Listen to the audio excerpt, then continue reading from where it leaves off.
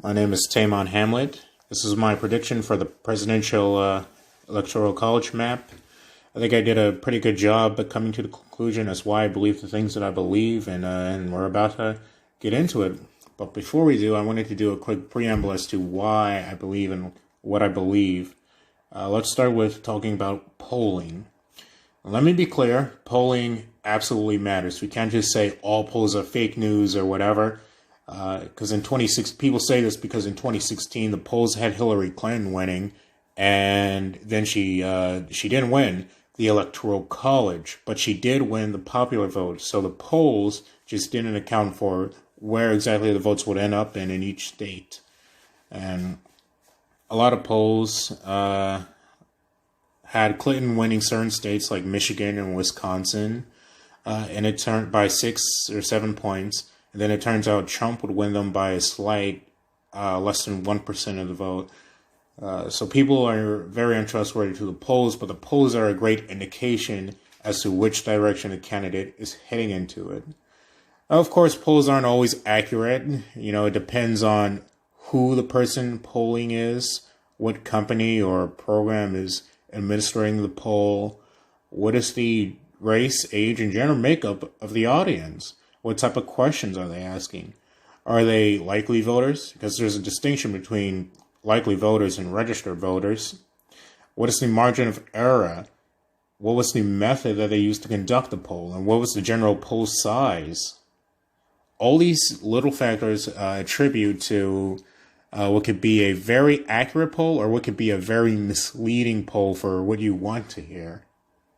So, for an example, if you go to CNN's website and they have a poll up on their website, that website that probably isn't going to be a valuable poll because anyone can take it. We don't know who's taking it, and CNN tends to be very left leaning, so it's going to have a liberal bias. Now, they could typically they conduct their polls via phone interview. However, if you're a Republican and you get a call on the phone from a source that you don't trust, you probably aren't going to tell them your honest answer. And this seems to be very common where Trump voters are actually undercounted when it comes to polling because they just don't reveal their answers. Hence, President Trump talks about the silent majority a bunch. For that reason, I only trust polls from large independent polling firms that usually have a margin of error of 3 to 4%. This includes polls like the Gallup poll, Rasmussen, Emerson. Typically, they have a very large polling size of 800 to 1,000 voters with a very fair makeup and low margin of error, which is what you want when it comes to polling. Another thing I'll say is that a poll is a snapshot in time. We saw this during the primaries where Bernie Sanders was slated to win Super Tuesday, and then then a couple days before Super Tuesday, all the moderate Democrats in the primaries dropped out and endorsed Joe Biden, and as such, Joe Biden had a huge victory for Super Tuesday, even though just 2 days ago the polls said that Bernie Sanders would see massive victories on that day. So a poll is a snapshot in time and anything can change, which is why I waited until right before the election to put out my prediction. And now we go on to the second preamble about mail-in ballots. Now, differing from my Republican peers, mail-in ballots tend to have a Republican slant. This is because, quite frankly, Democratic voters don't typically use mail to vote, and they don't know how to use mail to vote. However, we have to make a distinction between absentee voting and mail voting. Absentee voting is when a voter requests the ballots because they cannot vote in person. This includes elderly, which the elderly are very vulnerable right now, so elderly. This includes military who are serving at a base or serving abroad. This includes people who might be traveling out of the country for whatever reason. They request the ballot, and then the ballot gets mailed back to their place of residence, their voting place of residence. And typically, absentee ballots tend to lean Republican because most of the people who use absentee ballots are elderly and the military and Christian missionaries sometime. But mail-in voting is when you send ballots directly to the voters. You are sending the ballots to the voters, even if they don't request it. And there's some debate as to how this might affect the election. Because you have more turnout, and more turnout typically means more Democrat. But again, Democratic voters tend not to know how to use mail. And to use an example from the primaries in states like New York and Maryland, they sent out hundreds of thousands of ballots for the primaries. And Democrats had a contested primary this election, so a lot of Democratic turnout for the primaries. And what we saw is a lot of ballots ended up missing. They ended up discarded or found after the election, and they weren't counted. In Maryland 07, 300,000 mail-in ballots were mailed out for people to vote in the congressional special election. Only 60 or so thousand of those mail-in ballots were returned. So where did the rest of the ballots go? This isn't in the general election. This is it was a special election, but overall it was in Democratic primaries and Republican primaries too. I say that because, we don't have to expect anyone would throw out the ballots for any reason. But typically the people who are going to be voting by mail are Democrats, and theoretically they're the ones who are at risk here. There are fears from Republicans saying that, it's a Republican marked ballot, they're just going to throw it away, etc. And that's fair. But generally speaking, this has never been happened before and no one knows. So for the sake of simplicity, I will ignore mail-in ballots' advantages for either side, and I will evaluate each state as is. As if the mail-in ballots weren't there and they don't give an advantage to either side, I will just evaluate the state as is. Thirdly, I wanted to give my thoughts about Trump. The power of incumbency is very substantial. As presidents rarely lose re-election. They only lose, in recent times anyway, when the economy is doing bad. This happened with Herbert Walker Bush when we had the recession there, and it happened with Jimmy Carter when he had a little recession going on. Both those presidents lost their re-election terms. One was a Democrat, one was a Republican, so this isn't really a partisan thing. It's generally when the economy is doing bad. Now, there are a couple things to look at. We did have economic growth in the third quarter, which is under COVID, under the spiking cases, that's actually really good. And another poll came up from Gallup that said 56% of Americans consider themselves better off now than they were in 2016, which is what you want. You want Americans to be better off than they were in 2016. And the fact that 56% of them, a majority, is saying that is very concerning for Joe Biden. Lastly, I'll say about this is I would be much more confident in his odds if one thing happened. If Congress passed COVID relief. When Congress passed COVID relief back in April, it polled so insanely well with independents and moderates, and even soft Democrats, squishy Democrats, that I would say, yes, Trump is a shoo-in for victory if they just did another round of stimulus checks or small loans for small businesses or just general COVID relief. However, since they didn't get it passed, Nancy Pelosi and our Senate leader, Mitch McConnell, they really massively screwed over Trump by not passing any aid. People are going to remember that. They aren't going to think back to April. They're going to think back to now because voters tend to have short-term memory. They're going to look at how they didn't get it passed, and that's going to reflect badly on the economy. And when the economy is doing bad, the president's chances of re-election fall substantially.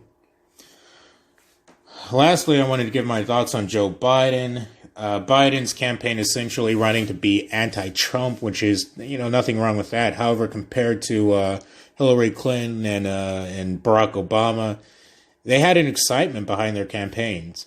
In 2016, there was genuine excitement to elect the first female president, and it drew turnout compared to Obama's presidency. It drew more turnout on the Democratic side because people wanted to elect the first female president, and there was a general excitement behind her. Clinton was also really good at capturing the suburban woman vote, which they tend to vote Republican, and Clinton was able to cut into that demographic in 2016 in a way that Trump couldn't.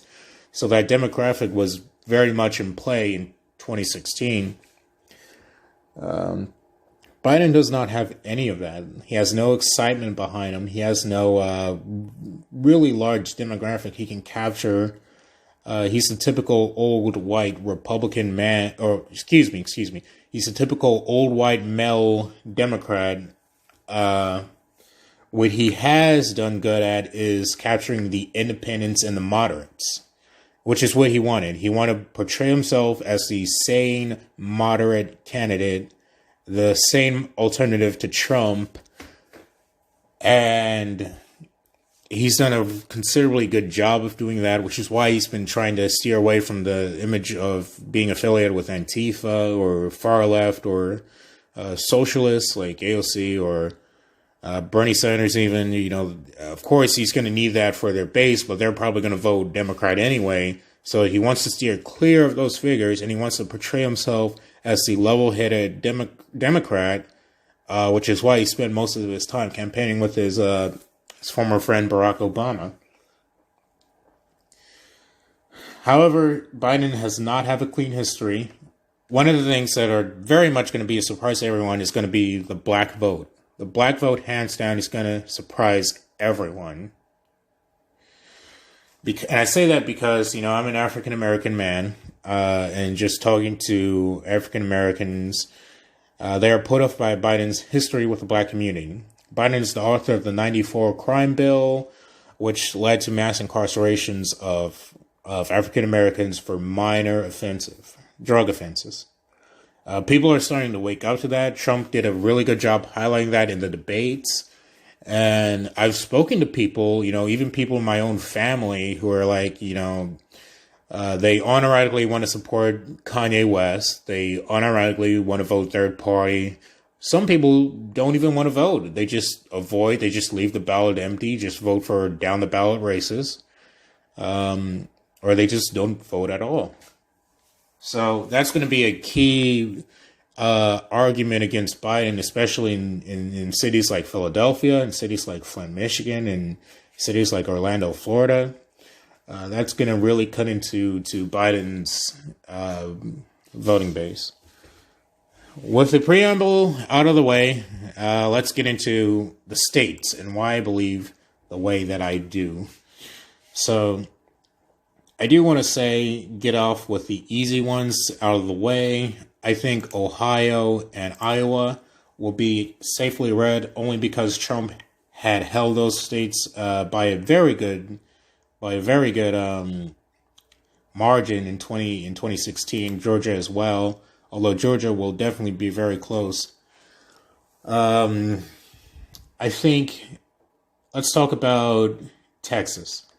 Texas is going to be called a battleground state because of what happened in 2018. In 2018, Beto O'Rourke came very, very close to unseating Senator Ted Cruz. Now, what Beto did is he increased turnout on the Democratic side at unprecedented levels. So Beto was able to, in an off-election year where you usually don't see any turnout, it's an off-election, midterm election cycle, you don't see much turnout, Beto was able to get an election-level turnout compared to 2014, compared to 2012, etc. However, he did not unseat Ted Cruz, and it's also worth noting that Governor Greg Abbott was on the ballot that election. He defeated his Democratic opponent by 10 points, roughly 10 points. there's a reason why. There's a reason why the Republicans still held on, and it's because they still have their main voter base that turns up during midterm elections specifically. And now they're going to have the general election, the general turnout that they typically get on presidential election years.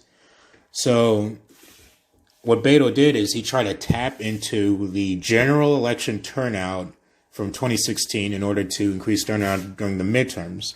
So let's be clear here. What happened in 2018 in Texas was the exception, not the rule. And so I think Texas, Trump and Cornyn both have very considerable leads. I think Texas is a safe bet to be red. Same with Florida. I think Florida is a safe bet to be red, and I look to exit polling for this. Let's talk about exit polling for a second. Exit polling is when pollsters would interview voters as soon as they leave the polling location. Now, this method is not perfect because, to give an example that my professor used, let's say your neighbor is walking down the street and they pass your polling location and they're within earshot. If you see your neighbor and maybe you're shy, you want to hide the way you vote, people, that's not unusual. People are uncomfortable of getting political. So let's say your neighbor, they come out of the polling location too, and they're within earshot. You're probably not going to be too honest on who you support. You're probably gonna say third party or the other person just because your neighbor is listening. And while it may seem unusual, it happens. So exit polling. This is just to say that exit polling is not the most reliable method, but it is the only method that we have right now to measure turnout. Because I don't know about other states, but I do know in Texas, elections are nonpartisan, meaning that when you go to vote, you don't hit Republican or Democrat like you do in the primary. And then at the end we always get a tally of who voted. We don't get those tallies. We only get exit polling, and then I believe the tallies are released to the county. The county is in charge of them. So exit polling in both Texas and Florida, Republicans are leading by a very healthy amount. In Texas, I believe it was around 6%. Florida is going to be close, but I do think Florida is going to hold on. Another reason why I say Florida is going to stay red is because in 2018, in a cycle where Democrats had massive turnout all across the nation, they were making gains in the Senate. They lost seats in the Senate. They did flip 2 seats in the Senate, which I'll talk about later. But they were taking congressional districts all across the nation, and turnout in general for the Democratic side was massive nationwide. However, in Florida, they flipped from a Democratic senator and a Democratic governor to a Republican senator and a Republican governor. And so Florida and their victories were very, not a huge margin, less than 1%, but that's still roughly what Trump got. Trump won by about 1% or so. So trending wise, Florida is on record to stay red. Now there's some other analytics on Biden's outreach to the Hispanic and Latino community. His message does not resonate with Cuban Americans, particularly Cuban Americans that fled from socialist countries such as Cuba and Venezuela. But we'll just have to see how that plays out on the election.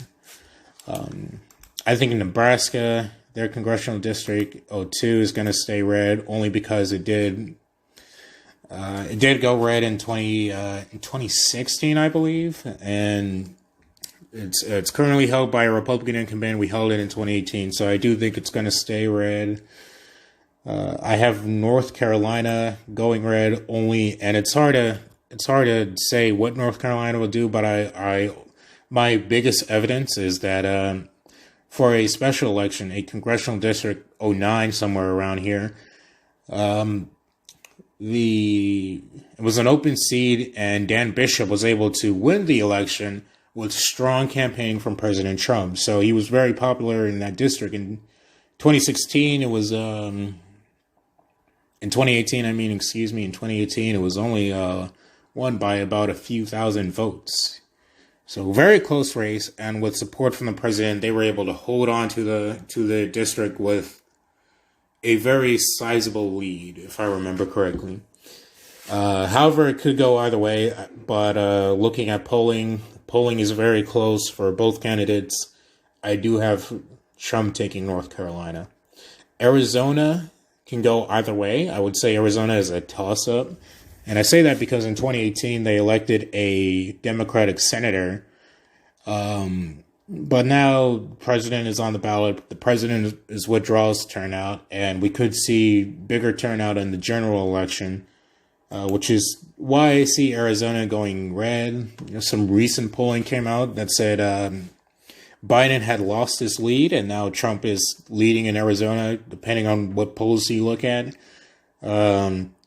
Overall, Biden's lead in Arizona is very, very infinitesimal, and it could very well go either way. I have it as a toss-up, but I do want to believe that, with the presidential turnout during a presidential year, it will go to Donald Trump. Next, we go to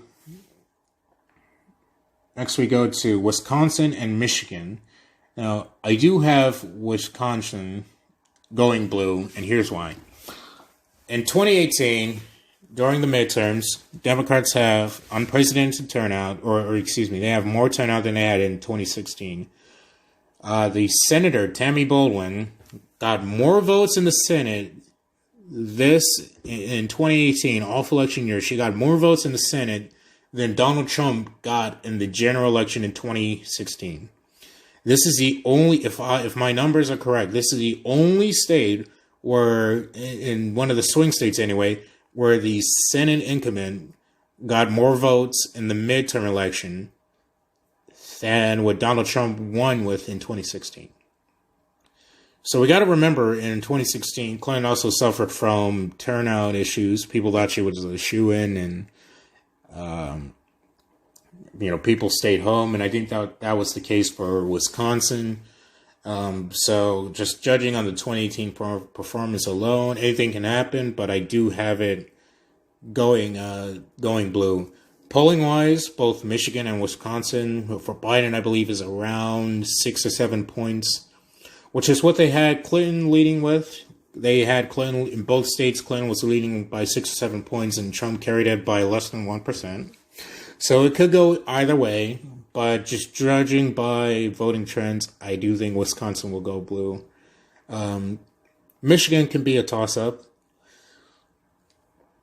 In 2018, both Wisconsin and Michigan flipped their gubernatorial seats. The governor, I believe in Michigan, it was an open seat. In Wisconsin, it was a Republican incumbent. Both Republicans lost. In Michigan, the governor won, but the Democratic governor won by 400,000 votes, gave plus 5 points, which is a very healthy lead, considering in 2016, Trump only won the state by around 10,000 votes. It was the closest race in 2016. So, but she did not get more votes than what Trump got in 2016. Same for the Republican incumbent. And she didn't get more votes than what Trump got. So it could go either way. One thing I will say is that Biden's lead in Michigan is shrinking day after day. We could also juxtapose this with senatorial candidate John James. His race he was polling down by 11 points. And just recently he put out a poll where he was only down by 1 point. So we can see an increase in voters there, and it can go either way, honestly. But considering that Trump only won this state by 10,000 votes in 2016, I do think it will go blue. I do think it was a turnout issue and that it will go blue in 2020. But it can be a toss-up. It can go either way. Now we go to Pennsylvania. I have Pennsylvania going red, And I would not have said that earlier this month. I have Pennsylvania going red because about a week ago, riots started happening over the civil unrest, over the police brutality issue that happened there. And say what you want about BLM, say what you want about it increasing turnout. The reality is that independents and moderates are turned off by rioting and looting. And squishy Republicans who may be uncomfortable voting Trump, they're completely turned off by it, according to polling anyway. I do know in 2018, the Democratic incumbent senator, he won the election by a very good margin. It was not a close race. However, he did not get more votes than what Donald Trump won the state with in 2016. So less votes than what Trump got in 2016. It was an off election year, and we saw little Republican turnout. We could see a case of split ticket voting here, where people vote for Trump, and for whatever reason they vote Democrat down the ballot. Likewise, the inverse is true, where people they can vote for Biden, they can vote for, I've seen that happen a lot in Texas as a campaigner, where people tell me that they're voting for Biden, but for whatever reason they vote for Republicans down the ballot. Say what you want about that, but it can happen. So that is to say that we can't always trust elections, midterm elections anyway. Anything can happen. Recently, he did hold a rally in Butler, PA, which is right outside Pittsburgh. And it drew 57,000 people. And for an era under COVID, for a state that was trending blue, that is a pretty substantial size. To put that in perspective, here in Houston, when we had a protest for George Floyd that was led by his family and the mayor, Sylvester Turner, and Shirley Jackson Lee, they had 60,000 people right here in the heart of Houston, very Democratic area. And Trump was able to hold a rally of near that size right outside a liberal area, Pittsburgh, and drawing in counties that were pretty fairly close. And for that reason alone, I think Pennsylvania will go red again. But let's be clear here. Trump only won Pennsylvania by 50,000 votes. Both Wisconsin and Pennsylvania by 50,000 votes. It will be a very close election if he does manage to win. With regards to polling, Trump has to win one of these three states, Pennsylvania, Wisconsin, or PA, for my map to work. Regardless of, out of all of these three states, polling is closest in PA, where I think this morning Biden was leading by about 2.8%, which is within the margin of error. And in 2016, Clinton was leading the state by 2 points, and Trump was able to steal the race in the final moments. When you also look at polling, you can also see that Biden's lead considerably drops over the course of the month. So at the start of the month, Quinnipiac had a poll out where he was leading by double digits. And just recently, they put out a new poll where he was leading by only 5 points, which is not good. As we said before, Trump voters are typically undercounted, and when you undercount, you also get within the margin of error. And the margin of error says it can go either way. If you're in a 3-point margin of error, if the margin of error is 3 points and Biden is leading by, let's say, 2. And theoretically, Trump can win by 1 point, and that will be completely accurate. So it can go either way, but I do want to say PA is going to go red. Lastly, I want to bring up Maine. Maine is important because let's say in a scenario where Biden wins Pennsylvania but loses Wisconsin, and Trump wins Wisconsin. We're at 269 to 268. Where can we find that last electoral vote? We'll find it in Maine. In 2018, I don't have the exact numbers on me, but if I recall, in 2018, Maine's second congressional district was flipped by a few thousand votes. And if you don't recall, both Nebraska and Maine split their votes, so whichever the congressional district votes for, it goes for whatever party. So Maine's second congressional district typically was a Republican district, and then in 2018 it got swept up by the Democrats by a few thousand votes. It was a very close election, so it can go either way. But given how Maine and this region in general, the Northeast region, has been trending more and more blue, I think it's pretty difficult to imagine a scenario where Trump wins the second congressional district.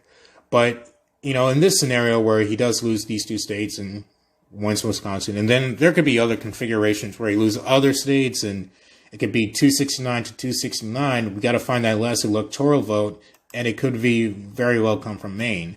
So don't discredit any state. Every single electoral vote is going to matter in this election because it's going to be close. And Maine could be the tiebreaker in this election. However, I do think it's a flip of a coin, and I do think it's going to go blue in this election. So that's pretty much my whole predictions for the election. Very briefly, I did want to give my senatorial predictions. For the Senate, we have to remember that 1/3 of the Senate is up for re-election every year. Every cycle, excuse me. 1/3 of the Senate is up for election every cycle. And they serve typically 4 to, sometimes it's 4, but typically they serve 6 years in the Senate. And so in the way that the country swings back and forth from red to blue, it would make sense that the Senate election, any given Senate election, is the echo of a Senate election 6 years prior. We can look at this in 2012 when Democrats made gains in their Senate majority. And then of course, it would make sense in 2018 that we only saw gains for Republicans. In 2014, it was a great year for the Republican Senate. They had just took control.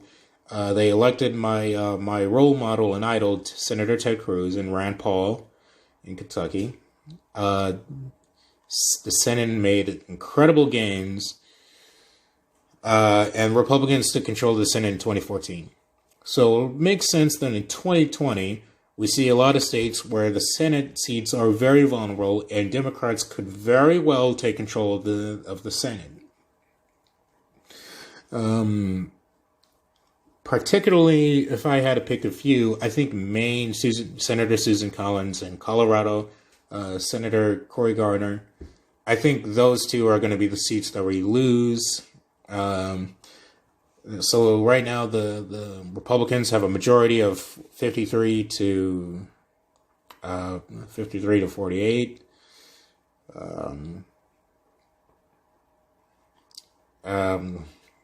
Depending on who you ask, because we have 2 independents in the Senate. But anyway, they have a lead of 53 votes.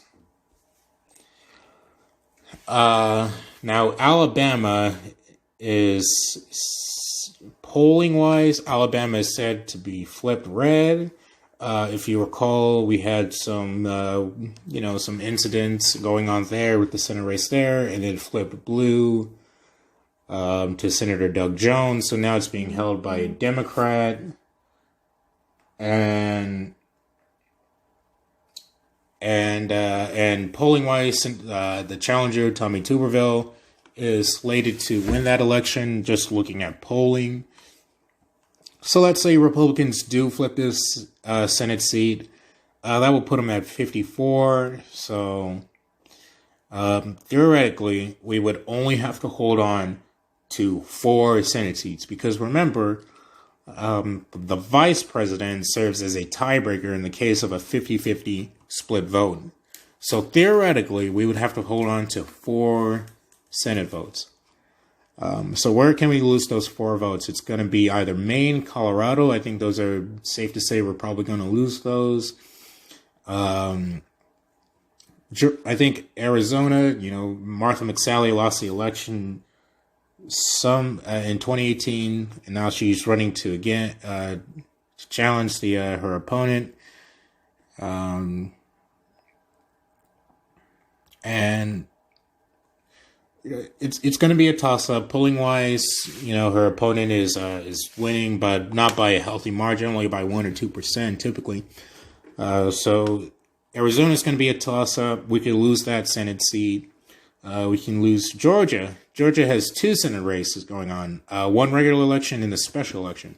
Special election is an open seat primary, an open seat election. So no candidate gets 50% plus 1. It goes to a runoff, and it's not partisan, so any 2 candidates can win.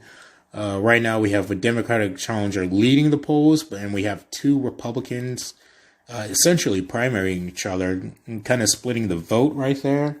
Senator Kelly Loeffler, who was appointed, and former Congressman Doug Jones. If they do split the vote, then we can see that, and the Democratic challenger gets 50% plus 1. We can see that seat flip blue. Tom Tillis is also Purdue's trailing behind his opponent polling wise, though I do think it's going to lean red. In North Carolina, Senator Tom Tillis is trailing behind his opponent, though I do think it's going to stay red just because we have the Trump bump. I think South Carolina is going to stay red with Lindsey Graham, despite the massive fundraising going on there. I think Nevada. I think Montana's going to stay red. I think a lot of states are going to stay red. I think it's going to be Maine, Colorado, Arizona, North Carolina, Georgia. Those are the 5 Senate seats we're going to watch. Also Iowa. These are the Senate seats we need to watch. Another remark that I forgot to bring up: Nevada. People debate if Nevada is going to go red. They also debate if New Hampshire is going to go red, because both of these states were very close. Minnesota as well. But in 2018, the Republican incumbent lost his Senate race in 2018, which is very unusual. Incumbents usually win. So the fact that Nevada flipped blue in 2018 was very unsettling. And I don't think it's going to go red anytime soon. So I have that staying blue right now. Minnesota as well, and New Hampshire, just judging off their midterm performances, I think it's gonna stay blue for these 2. But for the Senate, another Senate race probably want to watch is, I mentioned Michigan. John James is right behind his opponent, so that's one seat we could potentially pick up, and that will cushion the blow. I think Kansas, Oklahoma, these seats are going to stay red. And with that, I have my House prediction. The House is really hard to predict because it's 435 local races, and there's so many issues to take into consideration. So consider this a gut feeling, but I say the House is gonna flip red, only because we had enough Democrats who were elected in districts which Trump carried in 2016. All of them, save 2, voted for impeachment. And when you go through the numbers, I don't have the exact numbers on me, but when you go through the numbers, it's enough seats to flip back the House. Again, voters tend to have short-term memory, and impeachment was so long ago, it feels like an eternity. So again, take it with a grain of salt, but I think it's going to flip for the House.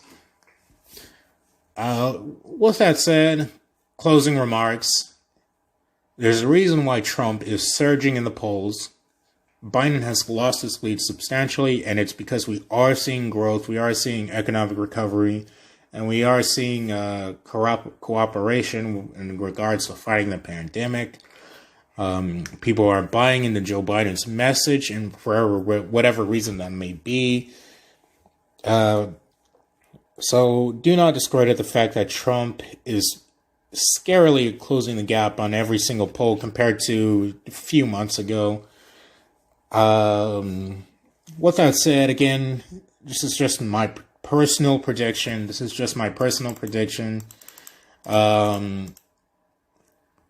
Do take it with a grain of salt. This isn't like I'm 100% confident. This is just It could be a flip of a coin. It could go either way, but I am pretty confident because of the reasons I listed. If you listened to all this, thank you so much. I did not expect this to go on so long. I honestly did not expect for this to go on for 40 minutes. But thank you so much. I put so much effort into what I write and what I put out, so I really appreciate it. Thank you so much. Let me know what you think in the comments. You think I'm right? Do you disagree? Let me know. And as always, thank you for politicking. My name is Tamon Hamlet. This is my prediction for the presidential electoral college map. I think I did a pretty good job at coming to the conclusion as why I believe the things that I believe, and we're about to...